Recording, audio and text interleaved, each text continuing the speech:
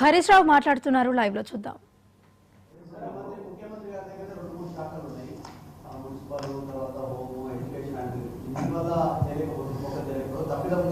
ఇప్పుడు ముఖ్యమంత్రి గారి దగ్గర ఎక్కువ శాఖలు ఉంటే మరి ఆయన చూడాలి కదా, ఆయన చూడకపోతే సెక్రటరీలు చూడాలి కదా, చీఫ్ సెక్రటరీ చూడాలి కదా, అడ్వైజర్లను పెట్టుకున్నారు కదా, 6-7 అడ్వైజర్లు ఉన్నారు. ఏం చేస్తుంటారు అడ్వైజర్లు అందరు? మరి ఇది ప్రభుత్వ వైఫల్యం. ఇది అందరూ ముఖ్యమంత్రి కానీ ప్రభుత్వంలో ఉండే క్యాబినెట్ కానీ అధికారులు totally it is the government failure.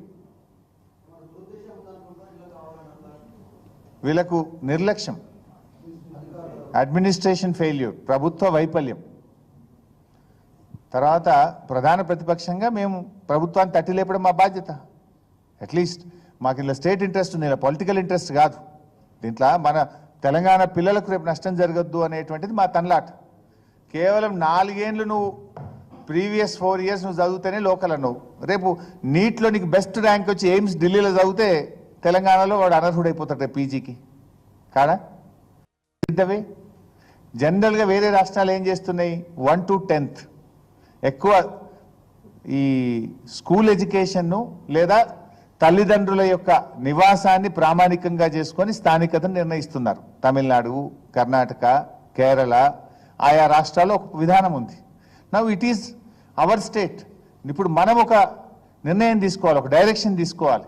నిన్నటిదాకా నీకు ఎందుకు అవకాశం లేదు? కేంద్రం ఏం చెప్పిందంటే 10 ఏళ్ల పాటు ఉమ్మడి ఆంధ్రప్రదేశ్లో విద్యా ప్రవేశాలకు ఏ విధానం ఉందో అదే పాటించండి అన్నారు కనుక వి ఫాలోడ్ దట్. ఇప్పుడు మొన్న 2 జూన్ 2024 నుంచి you are free, you are at liberty to frame your own domicile rules.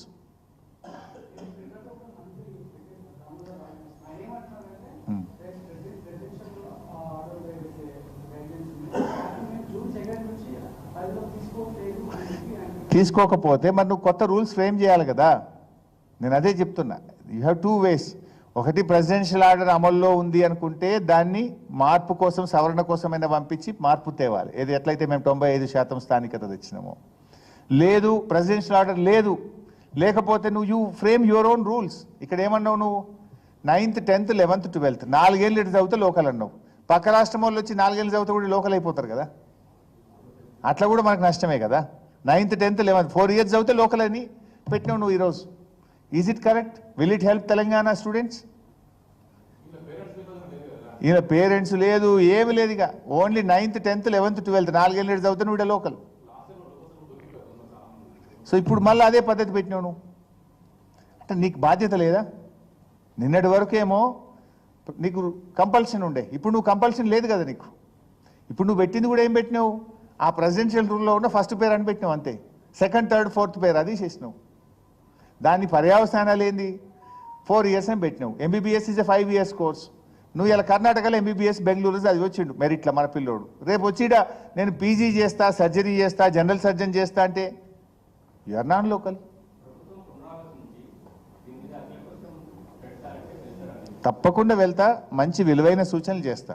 Because నేను 610 జీవోలో శాసనసభా సంఘ సభ్యుడిగా పనిచేసిన ఆ రోజు 2004లో తెలంగాణ రాష్ట్రం ఏర్పడక ముందు మన ఉద్యోగాలు మనకు దక్కాలని 610 జీవో అమలు కోసం ఆ రోజు అసెంబ్లీ హౌస్ కమిటీలో నేను సభ్యుడిగా పనిచేసిన. లోతైన అవగాహనతో చెప్తున్నా తప్ప నేనేదో గాలివాటంగా రాజకీయం కోసం చెప్తలేను. రాష్ట్ర ప్రయోజనాల కోసం, మన పిల్లల కోసం చెప్తున్నా. ఇవి పక్క రాష్ట్రాలు కూడా నేను స్టడీ చేసిన. కేరళ ఎట్లా చేస్తుంది, కర్ణాటక ఎట్లా చేస్తుంది, తమిళనాడు ఎట్లా చేస్తుంది, ఇవన్నీ స్టడీ చేసి చెప్తున్నా.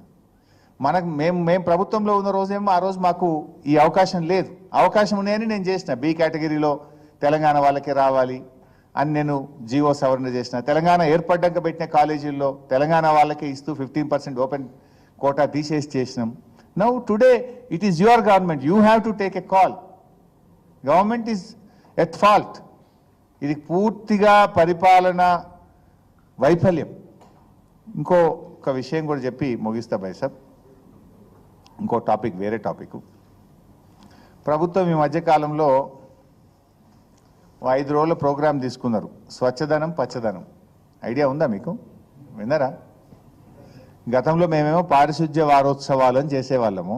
దాని పేరు మార్చి స్వచ్ఛదనం పచ్చదనం అని 5th August to 9th August ఒక 5 రోజుల ప్రోగ్రాము రాష్ట్ర ప్రభుత్వం అనౌన్స్ చేసింది. సంతోషం, వి వెల్కమ్. ఎందుకంటే మేమైతే గతంలో వర్షాలు పడకముందే స్టార్ట్ చేసి చెత్త చెదారం లేకుండా డ్రైనేజ్ అంతా కూడా క్లీన్ చేసి ఎక్కడ కూడా పిచ్చి మొక్కలు లేకుండా సో దట్ ఏంటంటే వర్షాకాలంలో అంటు రోగాలు రావద్దు, మలేరియా, డెంగ్యూ, ఫైలేరియా ఇట్లాంటి జ్వరాలు, విష జ్వరాలు రావద్దు, ప్రజల్ని ఆరోగ్యంగా ఉంచాలని ప్రయత్నం చేసేవాళ్ళం.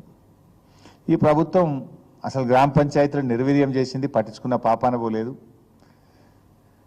పేరుకు స్వచ్ఛధనం పచ్చదనం అని అనౌన్స్ చేసిండ్రు, కానీ నయా పైసా ఇవ్వలే. ఒక్క రూపాయి ఇస్తే ఒట్టు. ఇప్పుడు స్వచ్ఛధనం పచ్చదనంలో ఏం చెప్పిండ్రు? మొదటి రోజు ఫస్ట్ రోజు మీటింగ్ పెట్టుకోవాలన్నట. టు ఐడెంటిఫై ద ఇష్యూస్, గ్రామాల్లో ఏం సమస్యలని గుర్తించి ఆ రోజు గుర్తించి మీరు సమస్యలన్నీ గుర్తించి ఐడెంటిఫై చేసుకోమని చెప్పిండ్రు. సంతోషం, ఐడెంటిఫై చేసుకున్నాం. రెండవ రోజు ఏం చెప్పిండ్రు?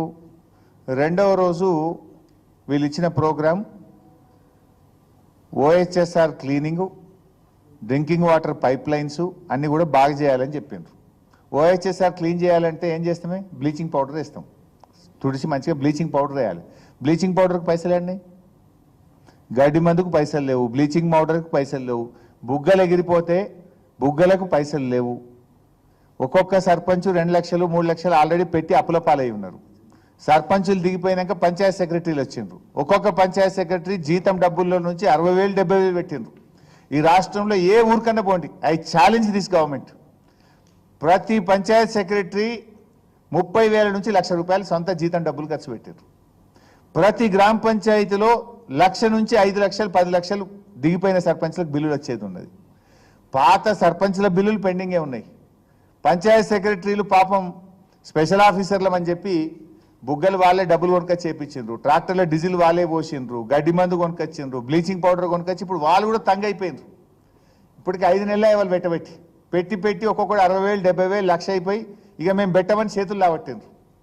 చాలా ఊర్లలో ట్రాక్టర్లలో డీజిల్ పోయడానికి పైసలు లేక ట్రాక్టర్లు మూలకు పడ్డాయి.